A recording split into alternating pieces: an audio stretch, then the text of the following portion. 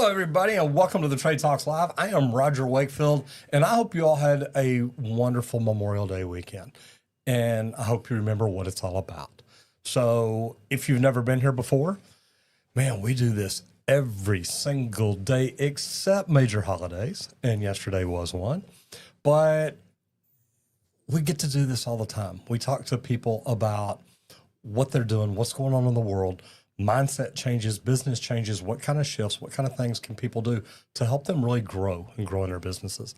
And the reason that we do this is I've been teaching people for years, if you'll get up every morning for 30 minutes to an hour and study your niche, study what it is that you do, we're moving around. We just think we just went through an earthquake. But if you'll study what you do, you can move up to be in the top 5% of your industry. And to me, that's what it's all about. So I got that over here. I was going to say, I'll switch. Yeah. And I'll leave it there until you go. But guys, look, here's the thing. When you come in here, come to learn, come open-minded. If you've got ideas, please put your questions or comments in the chat. Love to hear from y'all. And if you've already subscribed, remember, ring the bell. That way you get notified every day when we go live, which is 11 o'clock Eastern time. Squirt, tell us a little bit about Leak Pro. Man, we would like to thank Leak Pro. But first off, everybody, good morning. I hope y'all are doing wonderful today. Happy not Monday morning. That's it. I know. Man, I get to start this week off on a Tuesday.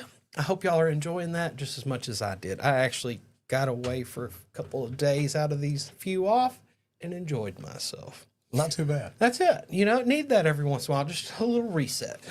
And going to the lake for a couple of days kind of resets that mind pretty easy, especially when you leave most of the electronics off or in the camper the whole time. So it works out good. And me, I jumped on the motorcycle and went for a ride, ended up on the Red River. So, not a bad spot to be. That's it. Yeah. But we would like to thank Leak Pro for sponsoring today's episode of the Trade Talks. They let us come in here, hang out, get to have a good time, and talk trades for an hour. Do what we do. So, we do enjoy that. But Leak Pro manufactures the most precise leak detection system for professional plumbers. I always suggest checking out the complete kit. That covers both pieces of equipment, indoor and outdoor. For the underground stuff, you got a durable probe. Indoors, you've got that sidekick to listen through any slab. So check our equipment out at www.leak-pro.com.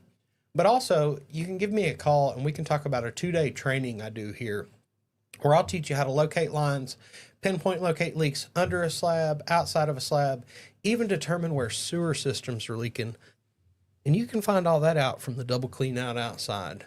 And then we'll also teach you how to market leak detection at your business and for your local area. So give us a call at 1-8888-LEAK-PRO. We'd be happy to hear from you. And if you're interested in learning anything about YouTube or anything like that, I put together this webinar that dispels some of the myths that may stop you.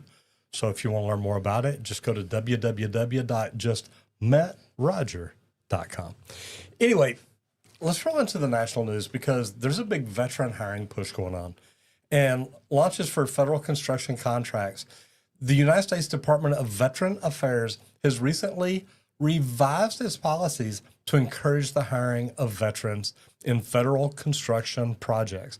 Now, this is something that I say, look, when you get military people that are transitioning from the military into the modern world that we're in, they need something to do. Because a lot of things they've been trained for that we don't have jobs for them over here. But I've always said that people in the military, number one, they're used to being focused. They're used to systems and processes. They're used to doing things the right way. They're used to not having to be highly managed. And this is a great opportunity for them to get in the trade. So I love this, that the Veteran Affairs is like, look, let's get more people in. Because what this initiative aims to do is to provide more opportunities for veterans by prioritizing their employment in upcoming infrastructure developments. Now, guys, I tell people all the time, if you want to really learn the trade, learn it from a new build point of view. Get in, build something. Now you see why it's built the way it is or why it's important to do it that way. Then when you come in as a service technician, man, you understand the importance behind all that. But the policy change is expected to open up doors for veteran-owned small businesses and individual veterans seeking roles in construction. But guys, if this is something you've thought about transitioning from the military, could be a great opportunity. And the potential impact of this policy on the construction industry is going to be big. And it's going to give y'all a lot of opportunities that to me are really, man, there's something y'all should jump all over. Now, I know a lot of military people that have come in. I was able to get one of my apprentices 2 full years of service for time that he got in the military because he was working on barracks. He was building stuff. He was doing construction. So stuff like this is huge. And it's just going to make it, it's going to make it everything that it can be. And if it's something you're interested in, you go to the union, you can check out, what is it? Hard hats to helmets or VIP? VIP, Veterans in Piping. Yeah. And they've got a welding program that's pretty daggone quick for them. There, it is. And like, I loved getting guys from the military. Like you're talking about apprentices. Man, guess what? You want to talk about following direction like they were told? When they look at you and say, tell me what to do, they mean exactly what to do. You tell them what to do. You tell them how to do it. Guess what? It's going to happen. Yeah. You don't have to worry about it. You don't have to deal with it. You don't have to follow up too much. Yeah, we got to trust but verify. But you don't have to go in as early to verify with a lot of those guys because they hear it just like you say it. And then it's like, I can follow those orders directly, exactly the way you said it. No problem, because systems and processes. And that's one of the big things we talk about a lot. Have all the systems and processes, those check boxes for everybody to do. In a lot of your veterans, stuff like that, no problem. Oh, here it is. Okay, bye. Here's what we're I'm supposed good to go. Yeah. You gave me the plans. I'm ready to go. Okay, here's how we're going to do it. Here's who's running it. Here's the pecking order. No problems. So works out really good. And like you said, trust but verify. They do the same thing. They know, hey, if I'm measuring off this column because where I'm fixing to drill this hole in the floor, I better make sure this is the right column, and I better make sure 2 or 3 times because I've seen plumbing layouts come off the wrong column. It ain't pretty. That's it. So yes, not bad. All right, let's roll over into the bottom line because tracking crew productivity without micromanaging, that is a skill. And there's ways to do it because balancing oversight and autonomy is crucial for maintaining productivity without stifling the morale. If you're just standing over their shoulder the other day saying, hey, look, y'all should have got this done 10 minutes faster, that's probably not the right way to do it. And I used to love this because, and I've talked about this before, when I put a crew in a certain area, I gave them a picture of the blueprints, if not the blueprints. Their area was highlighted or boxed off, and hey, y'all running from here to here. And oh, by the way, here's the labor report. Here's what I pulled on it. Here's what we bid the job at. We should be able to get this job done in 17 hours. And I've already got your materials here. I've already got your hangers here. Already got everything you did because I controlled the yard dog. People couldn't just call him, say, hey, bring me. You got to call me because I control him. I keep him ahead of everybody else. So it was an interesting way to do it, but it worked. It worked really, really well. That's it. And like communication there is huge because you have to know who's the right word, who do I go to get things, because this one oversight or something that got overlooked. It happens. We're all human beings from the top to the bottom. We all forget that one thing occasionally. So figure out the right process for that too. Oh, hey, call them for emergency stuff so that you could have this. Look, you're not going to bother the yard dog. Oh, but there's a helper out there that you can call, and they're the gopher that they normally do those fires anytime. If you need him, give him a shout. But implementing these clear goals and leveraging technology can help achieve this. And it makes it really easy to do. You just got to communicate. Be very, very smart about it. Smart goals, specific, measurable, achievable, relevant, time-bound. Those goals provide clear expectations, and that's what I would do. When I walk up and say, hey, you've got 17 hours to do this, they're already looking at their watches saying, okay, we're putting in 5 hours today. There's 2 of us. That's 10 hours. By break tomorrow, we better be done. And they start looking at what do we have to do to get this make this happen. Like I can remember being on some jobs, and the boss was like, well, how do you judge how much you do in a day? And I said, boss, you stand back and watch. Why don't you come up this afternoon? Because it was day one on a job. And I'm like, dude, why don't you come up this afternoon and ask me what was done? And then you ask me how I judge if I did enough. Because by the end of this afternoon, I'm going to tell you I put in my day's work. Yeah. And you're going to look up and go, holy crap. And he did. I hung 8 pieces of pipe that day, and he was like, oh, my God. Like, you do this every day? I said, no, Fridays I'm only going to hang about 5. I don't like to work that hard all days of the week because I don't want anybody getting hurt Friday afternoon. And he's like, maybe even 3 or 4. I like that. I said, but we clean up good on Fridays for the weekend because we don't know who's going to come out. Guys, trying to make all this happen is really easy if you utilize project management tools to monitor the progress without constant check-ins. And it's real easy. You know, you tell them, you tell the foreman, whatever, hey, if y'all just run in the office before y'all leave each day and just highlight what you got done. I've got to track it, and they understand that. Well, then you can draw little marks, put the dates, and then you just go over and look at your prints. Hey, they got in 160 feet of pipe today. They didn't do too bad. Open communication is what it's about. And then what you do, you address those issues as you need to, but you do it proactively, not coming up, hey, I'm getting on your butt. It's like, hey, was everything okay today? That's it. What went wrong in that area? Because y'all went over a few hours in that space. And we need to figure it out. So let's figure out what we did wrong that we can do better in the next area we get to try to start making up some of that lost time that we lost. And sometimes it's not their fault. Somebody came in there and started working and kind of got in their way that wasn't scheduled per se to be in there. That's something you need to be aware of so that you can nip that problem over in the job office and get it handled so that nobody's working in your spaces when you're actually got time allocated for your guys to get their stuff done. Especially if you clean it up really good and somebody else comes in and does. That's, Because then we get into safety, and that's a problem. But toolbox talks that actually work, effective toolbox talks are interactive. Okay, and remember that part. Guys, I used to, if I'm reading something and it's something we had an issue with a few days before, I'll be like, Tony, do you remember what happened day before yesterday? He's like, yeah, exactly what you're talking about. And guys, we don't pick our toolbox talks. They come to us from the office. That way we cover everything we're supposed to cover. But the cool thing is when you're doing those huddles, you can also talk about things that are relevant to your job. there's plenty of room to add. And that's how you make it interactive. You get them involved. Hey, remember what we were working on the other day? Or, hey, remember that deal we're talking about we're going to be doing tomorrow? This is what we're talking about here. Make sure it's relevant to your job. That's why I like adding in the other stuff. But you also want it to be concise. It doesn't need to be a 4-day talk on how to set up an A-frame ladder. Yeah. You know, we've done it. One of my favorites, I guess, at our company, every Friday, they would send out a safety report of every and any incident reported on any job site throughout the company. Yep. And we were a multi-trade company, so you would get a variety of stuff, you know, some cuts from the sheet metal guys, some smashed fingers from the plumbers and fitters and stuff. Like, things happen. But you would get this list, and we could quickly pull that up and go over everything that happened, because guess what? Every one of those are definitely relevant. Why? It's happening on job sites throughout where our company's putting in work. Be aware of these, because some of these things that happen on this job could happen here if we're not watching out for these specific things.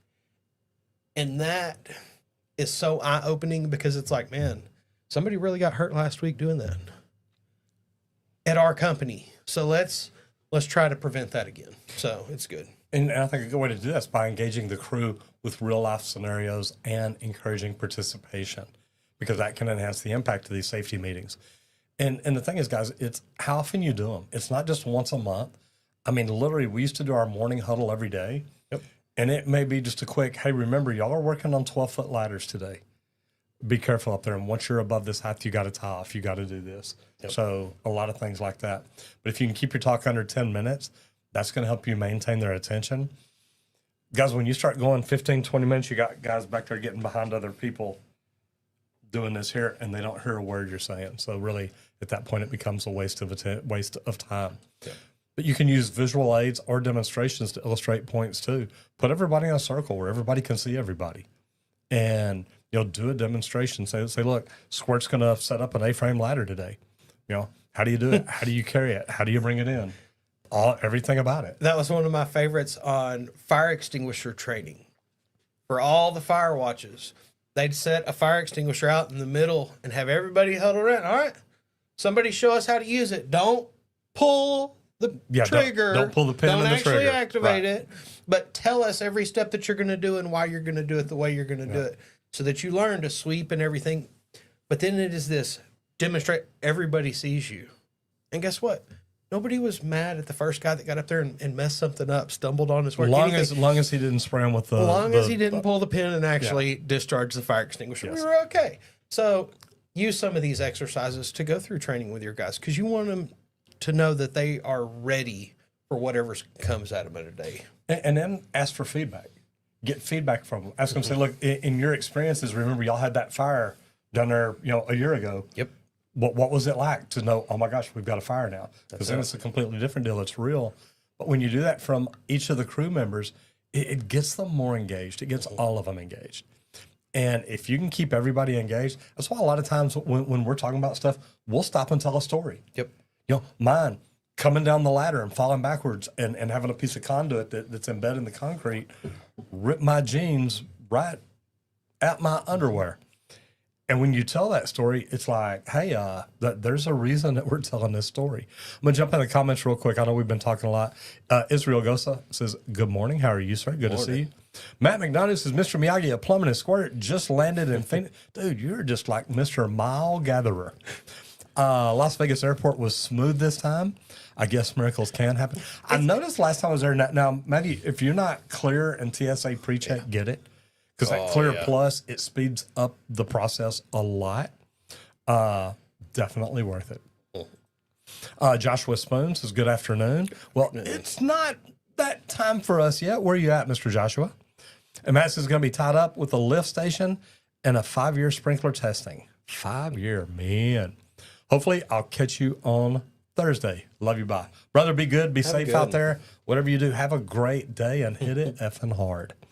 So we're going to roll over into new construction because subdivisions in the Southeast, and there's worry coming. Hey, bids are opening up, guys. And I love this because this is kind of how I first learned plumbing, I feel like, was I scored a little job as a teenager doing rough ins and top outs. And it was one of the coolest things. Like, if you're young, go out there and build a couple new homes and work in some of these developments and stuff because you get to see so much. You get to see everything that's actually hiding under the slab get done, the top out, everything actually go up, that roof get thrown on, doors, all the trim. It's so cool. If you can't get a job out there, go walk a house every weekend. Yes. Go find one that they're just starting. Get over there, watch the underground go in, take pictures, video it, whatever you want to do. Come back a week later. Where is it? Come back a week later. Where is it?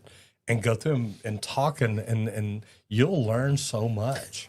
Yeah. But it's a neat way to do it. Process of a home is just, it's neat. Like, we come from the dirt up, yeah. and it's cool. But the Southeast United States is experiencing a surge in residential development. Now, I hope they're including Texas in this because I'm telling you, we're growing. But with numerous subdivision projects opening for bids, what happens is this growth presents opportunities for contractors specializing in various aspects of the residential construction. Yeah. And you got to look. I mean, you're talking, plumbers, electricians, HVAC techs, but then you got the concrete people, you got the dirt work people, you've got the masons, you've got the glazers, you've got the framers, the carpenters, the finish carpenters. There's a long list of all the different trades that it takes to do a house. Yeah.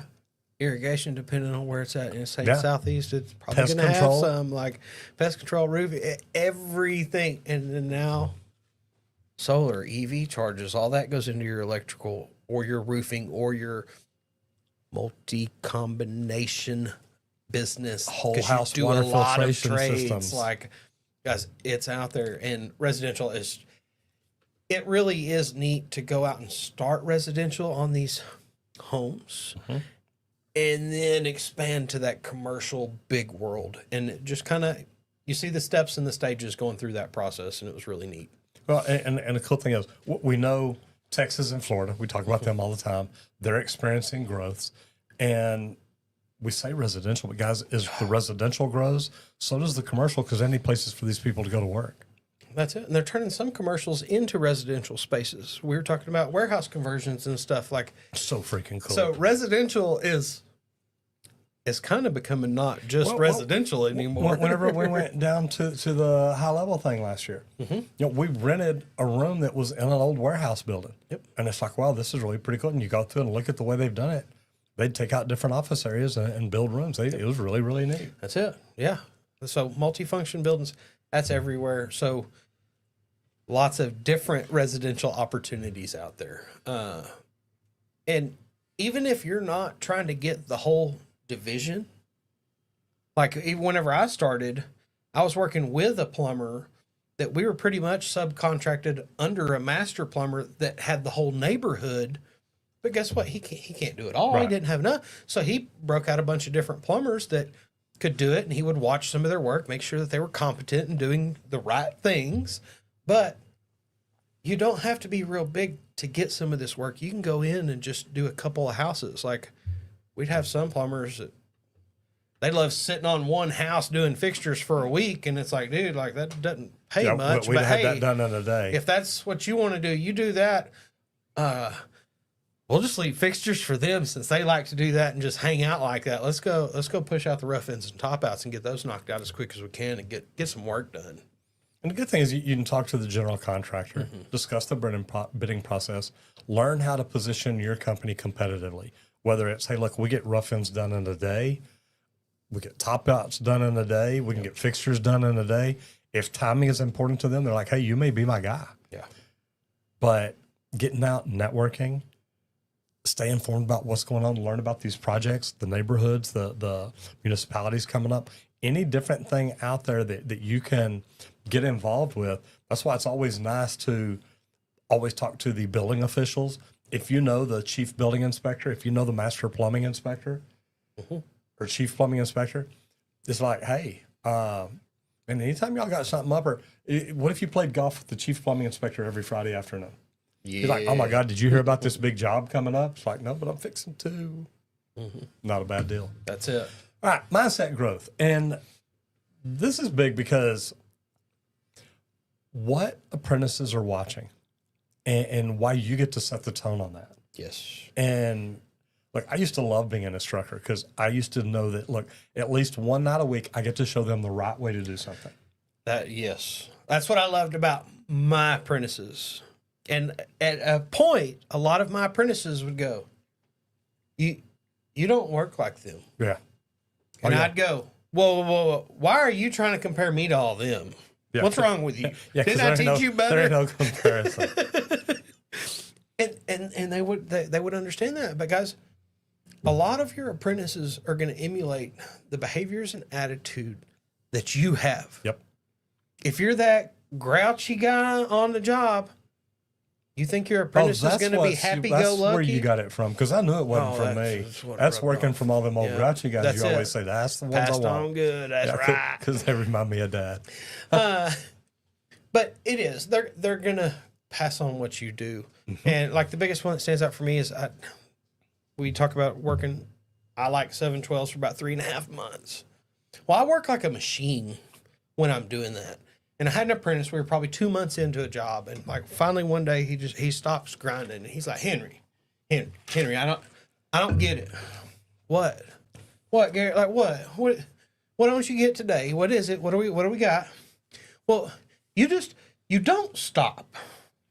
So what do you mean? He goes like, well, these other fitters. Why are we looking at other fitters, man? Don't watch everybody else.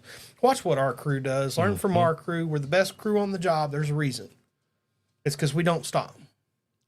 Don't compare me to them, because they get their welder going and they sit down and pull out a crossword and he'll be done in a little bit. And I'll need to get back to work again. Yep.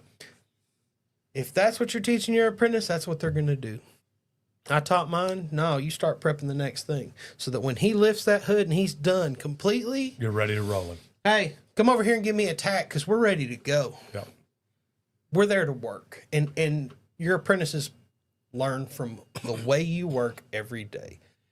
And establishing that positive work ethic and example to come in and put in your 8 hours work for 8 hours pay. Not, well, let me work 5 of that and I'll screw off for 3 hours. Nah, no thanks. Clear communication, explaining things that we're doing, the next steps, so that guess what? They're not confused. Like they're not waiting. Well, I'm not sure what we're doing next per se because they haven't told me. Clearly call that out. And anytime you don't know what's coming next, start asking the boss so that your apprentice learns, man, he's already worried about the next thing and we're not even done here yet. Why is he worried about where we're moving to? What's going on? Show all of these things and let your apprentices see that, because they are going to replicate that. And establishing a positive example in your work ethic, communications, professionalism, all this, it's essential for their development. If you're just teaching them screaming and yelling, and here's the thing, once you're really screaming and yelling, sooner or later they realize that's all it is. They quit listening. But if you learn to teach them how to think for themselves, it's a big deal. Biggest, most important part to teach and show: punctuality and being prepared. And that's one thing, a lot of people that meet me, they're like, dude, like you're prepared for almost anything that gets thrown your way. And it's like, I learned to be prepared that way because I want to be ready, at least as ready as I can be. Everybody's like, you're MacGyver, dude, you can figure it out. It's like, look, I got a couple tools with me. I can get a lot of things done. Yeah. Why? Because I like to be prepared for that. And I think a lot of journeymen set me up for that too. And provide constructive feedback. Recognize when they do good. I mean, that right there is huge. But also let them know they can talk to you. If you don't encourage questions and continuous learning, and don't get me wrong, I'm not telling you got to tell them, hey, here's the same answer I gave you yesterday. Here's the same answer I gave you the day before. At some point, you got to slap them. No, I'm joking. But you got to tell them, dude, look, man, I told you this yesterday. You need to sit down and write this down 10 times until you can quote it back to me. Come up with something. We all learn different ways. That's it. And when you are that journeyman that's getting frustrated, look, tell them to go grab a piece of paper and a pen. What do you want me to do? Go get a piece of paper and a pen before I answer this question for you, because you're writing this answer down, because I'm not going to say it again. You're going to put it in the top drawer of the gang box. Next time you ask, I'm going to tell you to go grab this piece of paper, because you're starting to frustrate me. And that takes away from me teaching you. So it's let's figure out that meeting point in the middle, because everybody does learn a little different. So try not to get too pissed off, even though you want to. There's days that we really want to, or we're going to, because we're stuck, we're hot in a tough situation. It happens. It does happen. God, look, if you want to learn to do what we do, man, I started Leak Pro. I started YouTube 7 years ago. And it's funny because I didn't even know what YouTube was when I walked in. But I figured out what YouTube was, and I started making videos to help my plumbing company grow. And I did this because I understood that YouTube was the second largest search engine in the world. Now, I could have done what a lot of y'all are doing. I could have said, you know what? I can't do that. I don't have cameras. I don't have gear. I don't have microphones. I don't have lights. I don't have enough views. I don't have enough followers. I don't have anything. So I'm just not going to do it. But I decided, look, I want to grow me. I want to grow my business. So I learned how to do YouTube, because to me, that's where it all starts.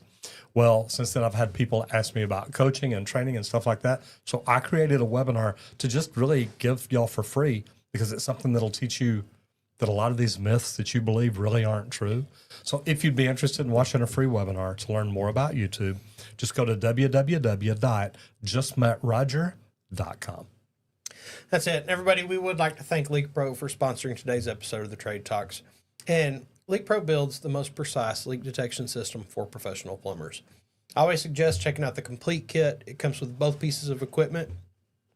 We build the probe. It's a T-handle style with a stainless steel rod on it.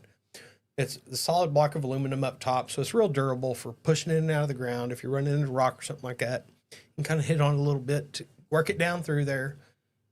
It's great for that meter to the home service, irrigation lines, things like that.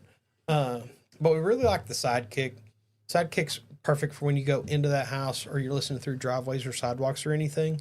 It's the pistol grip style. It's got an aluminum rod, and that aluminum rod is a less dense metal, so it enhances the sound even more, which eliminates that layer of concrete whenever you're listening for a leak under a slab. So definitely check out the complete kit at www.leak-pro.com. But also, if you don't know much about leak detection, you're tired of losing out on leak detection jobs and waiting for other people to actually come and try to find leaks and tell your customers, oh, it's 2 to 6 weeks. Come spend 2 days with me. Yep. You come spend 2 days with me, I'm going to teach you how to locate lines. I've got 11 leaks under a slab that we'll run through multiple times, different scenarios and setups. one outside of the slab itself so that you can learn how to pinpoint leaks under the ground and under the slabs. But also, I've got a couple sewer systems set up, cast iron and a PVC system, where we teach you how to go through it and actually do isolation tests on the sewer system to determine exactly where it's leaking, whether that's in the main or in branch lines. We can find it all out from the double clean out. So we'll teach you how to do that, but also how to market your business as the leak detection person in your area so that you are the guy that gets the calls. So give us a call at 1-8888-LEAK-PRO. I'd be happy to discuss the training or the equipment with you and how we can add this to your list of services. And look, the people that come out for the training, it blows their mind. They're literally just like, man, I had no idea. And to see them actually stick the headphones on, plug into the probe the first time, or the sidekick, and just reach out and touch it. They're like, oh my God, I'm barely tapping it. It's like, yeah, don't tap it, just rub it a little bit. That's what I told And they're like, oh my God. I had a guy come by this morning. I said, he's like, look, I've watched a lot of videos. Like, I said, yeah, but have you seen the equipment? He's like, well, kind of, but not really. Like, I was hoping. I pulled it out. I'm like, here, I said, rub it. And I said, no. Touch it easy now. And he, oh my God, that is so sensitive. It really does. It blows their minds. And then they're excited after training. That's my favorite, is at the end, they're just like, I'm ready to get a leak detection call. Like, I'm ready to go find a leak. I feel good about this now. Ready to go get a couple under my belt. And it's not just excited, confident. Yeah. I mean, they understand, look, I've been out here finding these for 2 days now. I got this. And it's really good. I want to jump into the comments here. Scan Probe in the house. How you doing? Morning. And then Charlie Engel, happy Monday on Tuesday. There you go. We're not even celebrating Monday. We're just going to say happy Taco Tuesday. On Tuesday. Happy Taco Tuesday. Charlie, thank you so much for being here, brother. Okay, so we're going to roll into all trades. And I love this one because this is signs of a good foreman. And it's not anything that you're going to see on their resumes. Okay? This is from working with them in the field, talking to them, listening to them, communicating with them. But a competent foreman exhibits leadership qualities that extend beyond just the technical skills. You can take a great plumber, a great pipe fitter, a great welder, and make him a foreman. It doesn't mean he's going to be any good. Matter of fact, you might have messed up because you may have taken your highest production guy off tools and put him in a speaker role. And that may not be where you need it. But the attributes such as effective communication, adaptability, and team motivation are critical. And you've got to look for these. I look for them when they're an apprentice, because I can take an apprentice and say, hey, you know what? You're really stepping up. I'm gonna make you a lead man. I'm gonna make you in charge of this area. I'm gonna do something. Luckily enough, on my jobs, I was able to give people raises. If I had an apprentice, I'm like, this kid's worth more. I could bump them $1 or $2 and keep them there throughout their apprenticeship as long as they worked for us. Yep. So it wasn't like, oh, well, you got $1 a year ago. You're only getting 29 cents of the raise now. It's like, no. That dollar sticks. So it's really cool. I think it was neat in the union because you were at school with a lot of apprentices. But in class, you could quickly tell which apprentices were going to lead jobs one day, because most of the apprentices congregate to them. They kind of ask them things. They want to talk to them more and communicate with them a whole lot more, because they're taking that leadership role already, even though they're just the same apprentice you are. Doesn't matter. But you can kind of tell walking through those rooms who it is that's going to end up being that right person for the job. It's nothing that's written on a resume, and that's for sure. It's the way they talk and communicate with people. And everybody's different, so it's not just how they deal with one person. It's how they deal with everybody and all the different personality types that are out there. They're good at things like proactive problem solving. Can they solve a problem immediately, or do they have to sit down, shut everything down, and be like, okay, wait a minute. Let's get everybody in here together and let's talk about this. Don't just bring me a problem, bring me a solution. Yep. So you want somebody that can solve and make decision, because decision making, that's one of the biggest things. You've got to say, look, here's what we're going to do. Let's go. But they've also got to have the ability to mentor and develop team members. If I appoint Randy to a foreman and he doesn't like talking to people and he doesn't want to help people, he's just good at saying, hey, we need this, we need this, we need this, let's go. Yep. They're not going to get motivated. They're not going to do anything. And development of your team members is really what it's all about. Yeah. but they've also got to be able to maintain a safe and organized work environment. They've got to be able to step up and do things that other people aren't going to do, because sometimes that's what it takes. Hey, I was never too good to put a broom in my hand. Oh, no. I'd be a superintendent on the job and notice guys are too busy, man. There's some rods loose on the floor, man. Let me grab a broom and get that out of the way real quick. Why? I don't want nobody to get hurt. Oh, you make too much, boss. Give me that broom. Keep doing what you're doing. Yeah. I need you focused on that. Y'all don't You're worry burning about this line. right You're doing now, exactly please. what I need That's you it. doing. So don't be scared. Like, get in there, and that's earns a lot of respect from the lower guys, because they're like, "Holy crap!" Like, did you see that superintendent pick up the man? Like, just get that stuff out of the way and then go on about his day like it's nothing. Yeah, he cares. Yep. Man, I respect that dude. He didn't come yelling an apprentice to do that. Man, that's the guy I want to be whenever I get to that level. So lead by a good example and definitely put a good one out. It does work. All right, laws and licenses. So the lien right in 2025 and what contractors need to know, because understanding lien laws is vital for securing payments. And guys, if you're not getting payment for all the services you've rendered, you're losing money. You're paying to do somebody else's work. And I've only been ripped off by one contractor. God, his name was Frank. What was her name? Suzanne. Frank and Suzanne. What was her name? I don't know. I could look it up. But if you're a contractor, you must be aware of the necessary steps and timeline to file a lien effectively.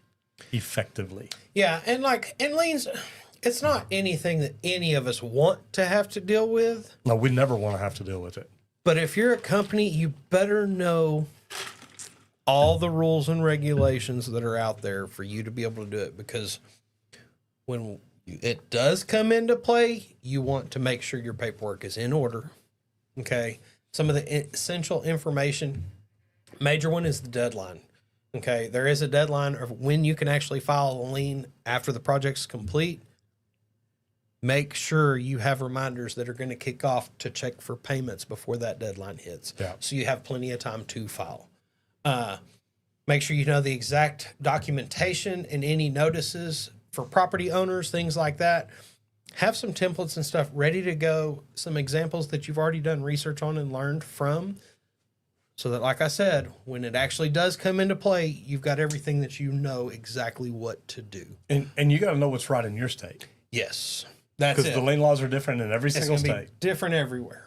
Like, it's probably not just the states. I'm not sure if counties play in. Like, we're in Dallas, so like, difference between Dallas and Tarrant County could be different on liens. I almost guarantee it, not just state bound. But like, you've got to know what's the right thing in your area, because if you go in and put in $80,000 of work and you got paid the 10%, guys, that's not good. You're going to have to put out a lien. You're going to have to go after them. You're going to have to do all the things that we hate having to deal with as a business. But we have sometimes we got to deal with it. It's a part of business. So yeah, it makes it tough. that's it. Know the things you've got to do in your areas and make sure everything's prepared for if that ever comes in to play. You had to deal with one, you said. There's one that I lost. Okay. Just completely lost. Yeah. And they waited and waited. They kept putting me off. Finally, the lady met me and says, "Look, we're just not going to pay you." And you want to grab her throat. You really want to. Yep. It's like, yes, we owe you $10,000, but we decide we're going to keep the house. We're not going to flip it. And we don't have the money to pay you. Okay. What kind of payment plans are you offering me? I'm not. We're just not going to pay you. I want to go out there and I'm not even going to $10,000. Yeah. tell you. Yeah. Yeah. I understand. And, and that's why you want to make sure that you've got Duval, everything ready. Frank and Suzanne Duval. Okay. There it is. Fast Homes or something like that. Yeah. Yeah.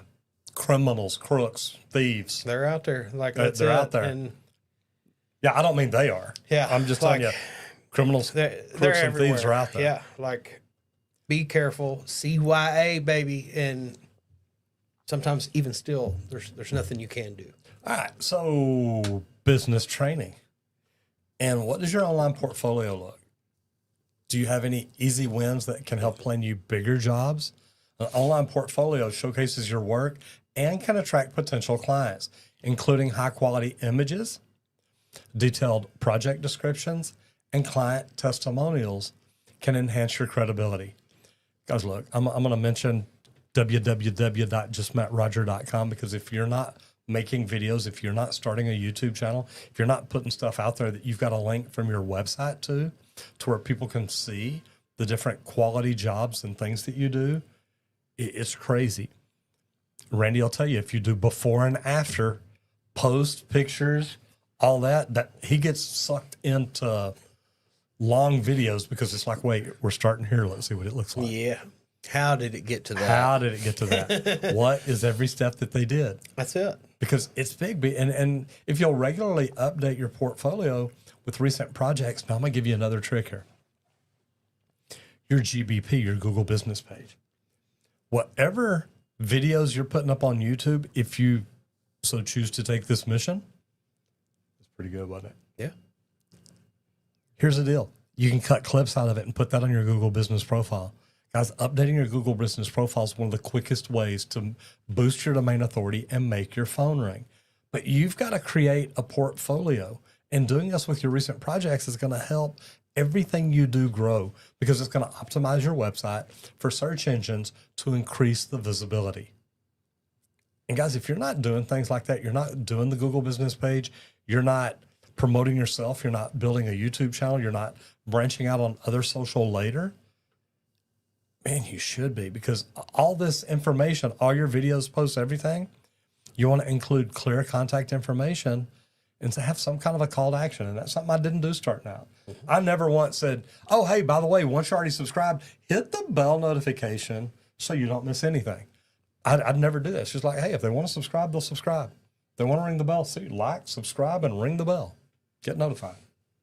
Perfect timing. Still It's doing gone that. now. It's gone now. Still Gone. trying for that. I know. So still trying to get that to happen. Well, we may have put stuff like that in the background, but man, just all the different things that we get to do and that y'all can do too for your business is get information out there. And the cool thing is when you make that video and put it up on YouTube or put it on your website or make a blog, share it in Facebook and have every one of your team members share it too.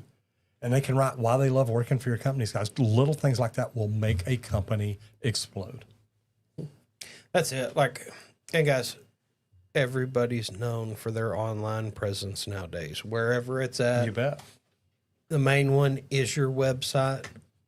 Make sure your website's running as smooth as you can make it run. Like, I'm going to have to do some tweaks on mine because it's not running as smooth as I think it should to benefit my customers. That experience, whenever you come visit my site, I want you to have a good experience with it. And that's what you need your service companies to be. Look, here's some of the recent things we've done. I just had the guys out here for training. I was talking to them and they're like, no, let me check. Oh, actually, man, they just posted something that we did last week. Like, I didn't even think they'd have that up on the website yet. It's like, look, your people are staying on top of it. That's great. Glad you don't work in that department because, yeah, you don't know what's going on. But if they did, but maybe they would. If they did, they would have. That's it. But, like, he knew the project, knew all that. Like, and he's just like, oh, my gosh, I didn't realize they'd have it on there that quick, though. Yeah. Until I asked the question. And he's like, well, hold on, let me look. So check it occasionally. If you are at a company that's getting larger, things like that, randomly open it up, check it out, pass it on to whoever actually deals with that. Hey, this is kind of broke or it's down. I get calls occasionally. Hey, your website's down. Ooh, let me fix that. And if you're not at a company that's growing, might look for a new company. I was going to say, yeah, if you're not at one, then this is probably a role that isn't getting filled right now. Boy, So that's the truth. maybe it's time to find a new one or start to promote that one. So social media is a good thing to do.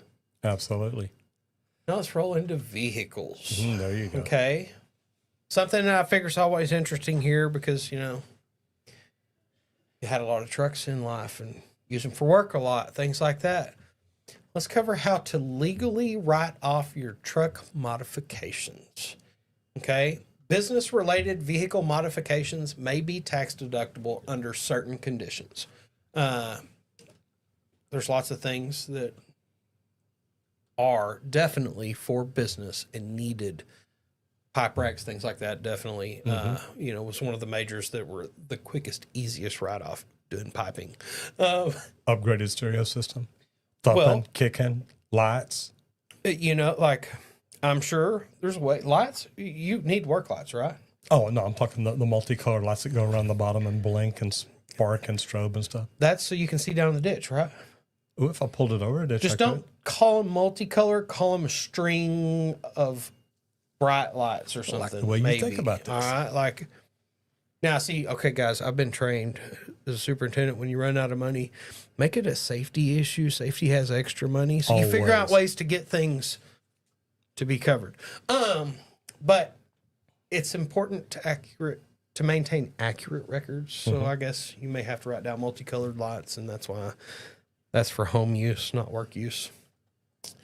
But there's no telling, consult a tax professional to be for certain that you're compliant to everything in your area and your location of what you can and can't write off. Like the stereo, I doubt it. But if you had to have one mounted with a PA and stuff, and that was a part of that stereo, now you can talk to guys on the job without getting out of the vehicle. Now you can talk to guys on the job without getting out of the vehicle. So is that business or personal? Business. I mean, I'm just saying. But you really do want to differentiate between personal and business use of that vehicle whenever it's a multi-use vehicle. If you don't have the documentation, they're not just going to let you do whatever you want there. Because if there's no personal use, they're going to call BS, and then you won't get to claim anything. So don't get jacked up in the tax areas for sure. Keep receipts and documentation for any modifications that you have or do. Is it personal? Is it business? Track all that. And understand the implications of any deductions that you try to do that aren't right. Know what that consequence is going to be. And be honest about it up front. Don't claim business for those. Section 179 of the tax code will help you figure this out. I'm just saying. We get to do a lot of cool stuff, and I love everything that we get to do, but you want to always look at doing things right. And that's why we tell people in the beginning, like, get a good attorney, get a good tax consultant, and make sure they understand what's going on, you understand what's going on, and everybody's doing everything right. Now, we're going to get ready to roll over into the social media spotlight, and we're going to talk about RR Buildings. Something different today. So rrbuildings.com. RR Buildings offers insightful content on construction techniques, project management, and industry trends. And industry trends guys, this is what keeps you ahead of everybody else. Their engaging videos and tutorial provide valuable knowledge for professionals out in the field. Why do you like this, Squirt? Well, look at what we're talking about here. This isn't just buildings. This is barn dominiums, more or less. And it's something we've been looking into, but I think it's really cool. So we've got 1.78 million subs with over 1 billion views here. Kicking it big time. But let's click videos. He doesn't just talk about one thing here. It's every single part and piece to these builds. You've got some of the PEX, for heated concrete floors. We don't deal with that much down here. Occasionally it'd be nice though, but only for like a day or two, and then I wouldn't want it anymore. But he covers everything, and a lot of these are barn dominium builds, build outs from the insides, different things like that. But it's kind of checking out, like rock wool versus spray foam, going through in comparison. I like a lot of the comparison videos, checking out the different types and ways to do things, why one's better than another. What do you really want done in your space, in your area? Where do you live? I'm in Texas, so I lean more towards keeping things warm and cool on the inside. Where are they located at? Ooh, that I didn't know if you know.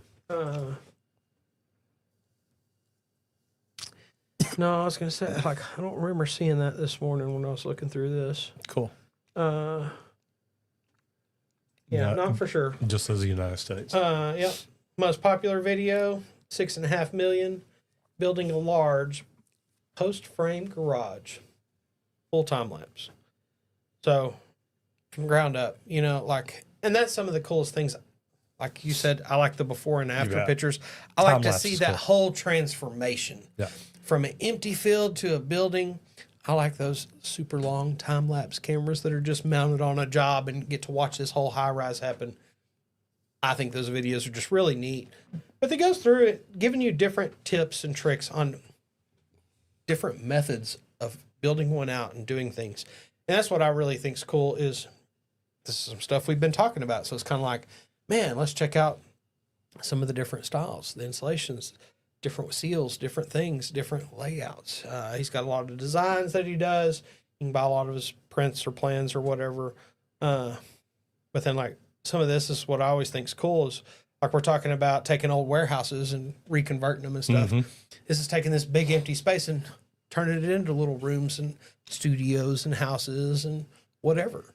So I just think it's really cool, and he covers everything. Like I think what got me on it today, I think I started looking at electrical, but it got me to this, and I'm like, you know, I like this better because it's not just the electrical, it's plumbing, it's the building itself, the carpentry, everything, and it takes everything to build a building. Oh, yeah. So, hold on, let's go oldest real quick. 10 years ago. Yeah. Looks like some 10 years ago videos. Just some, it's one of my favorite, like a lot of the YouTubers that we meet and stuff. You go back to some of the really old stuff, and it's just them doing stuff It's around the just house, them their doing family. stuff, Like, yeah. it's like, no, I just started that to show my family what we were doing. And then it turns into something else. And, you know, that's one of the reasons that we do this social media spotlight, guys. You can do it too. You can get out there. You can start no matter what trade you're in or what it is that you do. But I like this because a lot of the step-by-step construction project walkthroughs, that time lapse from beginning to end. Like we were talking earlier about the residential construction boom, you get to watch that whole thing, like, and it happens quickly. Commercial builds can take years sometimes, depending on how big the building, things like that. Homes, what? They print them in 24 hours nowadays. Yeah. You could literally do an overnight home, pretty much. Yeah. But it's really cool. Gives you a lot of tips on efficient building practices, different material uses, things like that. And even shows you some of the challenges and his solutions for them to overcome those challenges. Because in the trades, yeah, that's what most of us are. We're problem solvers. You know, like last week, did a big show, mainly fitting and welding Friday. But I was saying I don't prefer welding because I like to use my brain. But that was something I was thinking of over the weekend. And it's like, all you service people out there, that's all you're constantly doing is going in and solving problems. So you are constantly thinking through all the different things that could be causing this issue. Because it's not just one thing every time. It's multiple things that could lead to those issues. And guys, there's so many good things out there that we can all learn. So it's neat. I know that when I started my company, and I'm going to roll in here to the sponsor part, but when I started my company, I hired marketing companies, and I got tired of getting ripped off. And I tell people, it's like, imagine driving down the road, taking $47,000 cash, throwing it out your window, and knowing when you're going to get the office, the phones are not going to ring. Sorry about that. But here's the deal. I decided, okay, what could I do to grow my company? And I decided to learn social media. So I went to California, went to a conference, and the second day, now remember, I'm 54 years old. I'm walking down a corridor, headed to learn more about Facebook, because at 54, that's what social media is. But I saw a placard on the left, said, get in front of your customers using video. I walked in, sat on the front row. The guy ends up coming out and saying something like, YouTube is the second largest search engine in the world. I thought he was crazy. I literally shut my notebook, put my hand on the chair next to me, raised up to turn around. I look back, and the back of the room is standing room only. So I'm like, okay, maybe he does know something. Well, I turn around and look up in time to hear him say, and YouTube is owned by Google, the largest search engine in the world. And I'm like, why aren't we spending any money with YouTube? Little did I understand that YouTube, actually Google, would start sending me money to make videos and put on YouTube that are really trying to sell my business, sell my services. Because I'd make videos about what we do better than everybody else, what we do right, what we do different, why we use the materials we use, why I use and hire the people that I use. So learning how to do stuff like that was great. 1 month later, I started making YouTube videos. So since then, and since I've grown the way I have, people ask me all the time, Roger, teach me how to do what you do. Well, I made a free webinar to show people, look, just because you don't have the right equipment, the right amount of followers, the right amount of viewers, you don't know anything about it, doesn't mean you can't learn and start it. So if you want to learn more about that, I made a free webinar. Go to www.justastroger.com. Check it out. And then if you've got any questions, reach out and let me know. That's it. I was going to say, I see a comment over here from Miss Lindia Evans. As a plumbing apprentice, I believe it's essential to have knowledgeable and encouraging preceptors. The guidance we receive now shapes how we will teach and lead in the future, because today's apprentices are tomorrow's preceptors. So accurate. And that's one of the things that I say more than anybody, and I used to teach a lot of my apprentices that, is, look, you have to lead by the best example. I don't want to be one of those guys that's like, look, do as I say, not as I do. Yeah, I'm telling y'all to do it. Y'all do it that way. Don't worry about what I'm doing over here. I'm going to do my own thing. No. I'm going to do it exactly the way I tell all of y'all to do it. If this is what's proper, I'm going to do it proper too. And I love that, because you are so right. What we teach them, that's what's going to get taught further generations down the line. So teach the right way. Michael Murphy, hello from Alberta, Canada. Thanks for all the podcast info. Man, glad you're tuning in for sure. Love to see it. Yes, indeed. All the different countries. Pretty wild. You know, it's been a long path. We would like to thank Leak Pro for sponsoring today's episode of the Trade Talks. We build the most precise leak detection system for professional plumbers. And if you want to check out our equipment, I always suggest the complete kit that comes with, it's like a business in a box, one-man operation, remote control outlet for that air compressor.